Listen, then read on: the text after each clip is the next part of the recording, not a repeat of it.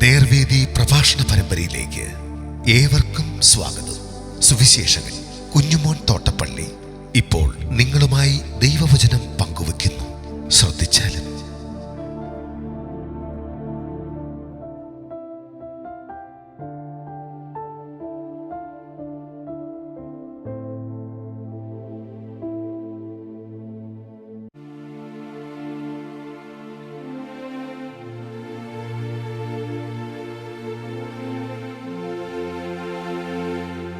Habakkuk പ്രവചനം 1-ാം അധ്യായം. ഞാൻ വായിക്കുന്നത് ശ്രദ്ധിച്ചാലും. ഹബക്കൂക്ക് പ്രവാചകൻ ദർശിച്ച പ്രവാചകം: യഹോവേ, എത്രത്തോളം ഞാൻ അയ്യം വിളിക്കുകയും നീ കേൾക്കാതിരിക്കുകയും ചെയ്യും. സാഹസ നിമിത്തം ഞാൻ എത്രത്തോളം നിന്നോട് നിലവിളിക്കുകയും നീ രക്ഷിക്കാതിരിക്കുകയും ചെയ്യും.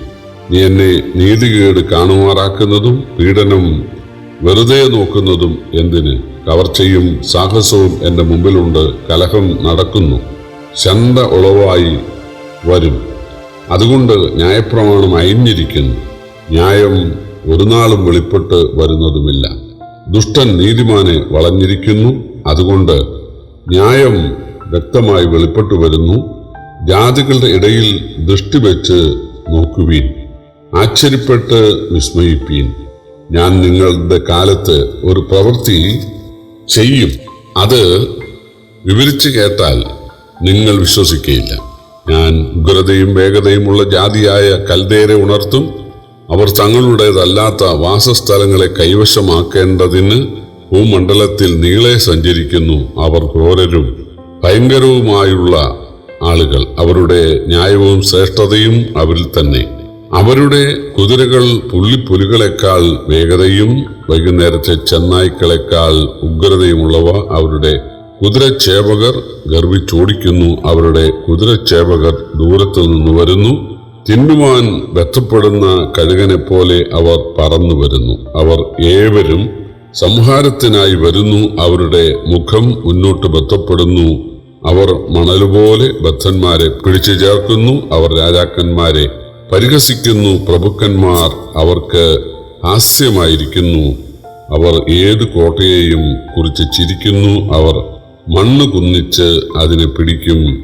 അന്ന് അവൻ കാറ്റുപോലെ അടിച്ചു കടന്ന് അതിക്രമിച്ച് കുറ്റക്കാരായി തീരും. സ്വന്ത ശക്തിയല്ലോ അവന് ദൈവം. എൻ്റെ ദൈവമായ യഹോവേ, നീ പുരാതനമേ, എൻ്റെ പരിശുദ്ധനല്ലയോ? ഞങ്ങൾ മരിക്കയില്ല. യഹോവേ, നീ അവനെ ന്യായവിധിക്കായിട്ട് നിയമിച്ചിരിക്കുന്നു. പാറയായുള്ളവേ, ശിക്ഷയ്ക്കായി നീ അവനെ നിയോഗിച്ചിരിക്കുന്നു. ദോഷം കണ്ടുകൂടാതെ വണ്ണം നിർമ്മല ദൃഷ്ടി ഉള്ളവനും പീഡനം കാണുവാൻ കഴിയാത്തവനുമായുള്ളവേ, ദ്രോഹം പ്രവർത്തിക്കുന്നവരെ നീ വെറുതെ നോക്കുന്നതും ദുഷ്ടൻ തന്നിലും നീതിമാനായവനെ വിഴുങ്ങുമ്പോൾ നീ മിണ്ടാതിരിക്കുന്നതും മനുഷ്യരെ സമുദ്രത്തിലെ മത്സ്യങ്ങളെപ്പോലെയും അധിപതി ഇല്ലാത്ത ഇഴജാതികളെപ്പോലെയും ആക്കുന്നതും എന്ത്? അവൻ അവയെ ഒക്കെയും ചൂണ്ടൽ കൊണ്ട് പിടിച്ചെടുക്കുന്നു. അവൻ വലകൊണ്ട് അവയെ വലിച്ചെടുക്കുന്നു, കോരുവലയിൽ ചേർത്തുകൊള്ളുന്നു. അതുകൊണ്ട് അവൻ സന്തോഷിച്ചാനന്ദിക്കുന്നു. അത് ഹേതുവായി അവൻ തൻ്റെ വലയ്ക്ക് ബലി കഴിക്കുന്നു, കോരുവലയ്ക്ക് ധൂപം കാട്ടുന്നു. അവയാലല്ലോ അവൻ്റെ ഓഹരി പുഷ്ടിയുള്ളതും അവൻ്റെ ആഹാരം പൂർത്തിയുള്ളതുമായി തീരുന്നത്. അത് നിമിത്തം അവൻ തൻ്റെ വല ഉടഞ്ഞ് ജാതികളെ ആദരിക്കാതെ നിത്യം കൊല്ലുവാൻ പോകുമോ?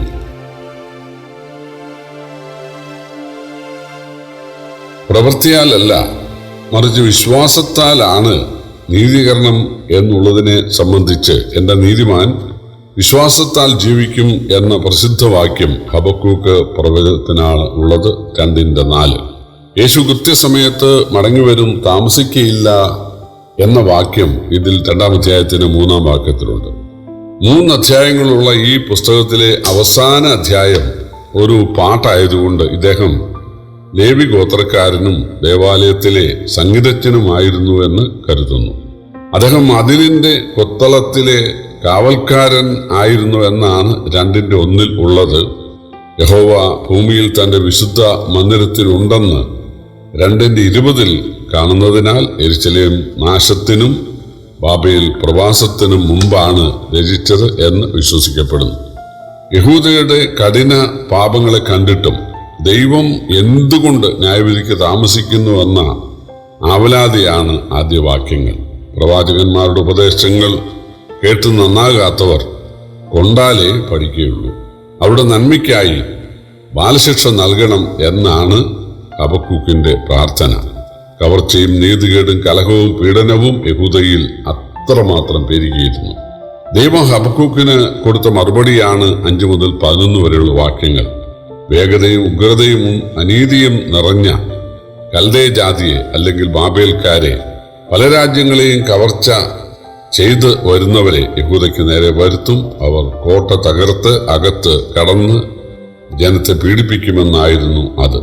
എന്നാൽ യഹൂദയെ ബദ്ധരാക്കുന്ന ബാബേലിന്റെ കാഠിന്യവും മനുഷ്യത്വരഹിതവും ആയ പ്രവൃത്തിയും വിഗ്രഹ ആരാധന അവർ നടത്തുന്നത് മൂലം ദൈവം അവരെയും ന്യായം വിധിക്കുകയില്ലയോ എന്നുള്ള ഹബക്കൂക്കിന്റെ ചോദ്യത്തിന് ഉത്തരമാണ് 12 മുതൽ 17 വരെയുള്ള വാക്യങ്ങൾ. പാപം ഏത് ജനപദത്തിൽ കണ്ടാലും, അത് ദൈവജനത്തിലായാലും പാപികളിലായാലും ദൈവം ശിക്ഷിക്കാതിരിക്കുകയില്ല. പ്രജാതികളെയും യഹൂദരെയും കാലാകാലങ്ങളിൽ ശിക്ഷിച്ച ദൈവം സഭയെയും ബാലശിക്ഷയിലൂടെ കടത്താതിരിക്കുകയില്ല. അപ്പൻ സ്നേഹിക്കുന്ന മകനെ ശിക്ഷിക്കുന്നു എന്നാണ് എബ്രായ ലേഖനം 12 പറയുന്നത്. അതുകൊണ്ട് ദൈവഭയത്തോടുകൂടെ ആത്മീയ ജീവിതം നയിക്കാൻ നമുക്ക് ഇടയായിത്തീരണം. ദൈവം പ്രജാതികളെ ശിക്ഷിച്ചതുപോലെ ഇസ്രയേലിനെ ശിക്ഷിച്ചിട്ടുണ്ട് എന്നുള്ളത് നമുക്കൊരു ഭയനിർദ്ദേശമായിരിക്കട്ടെ. കർത്താവിൻ്റെ വിലയേറിയ നാമം വാഴ്ത്തപ്പെടുമാറാകട്ടെ.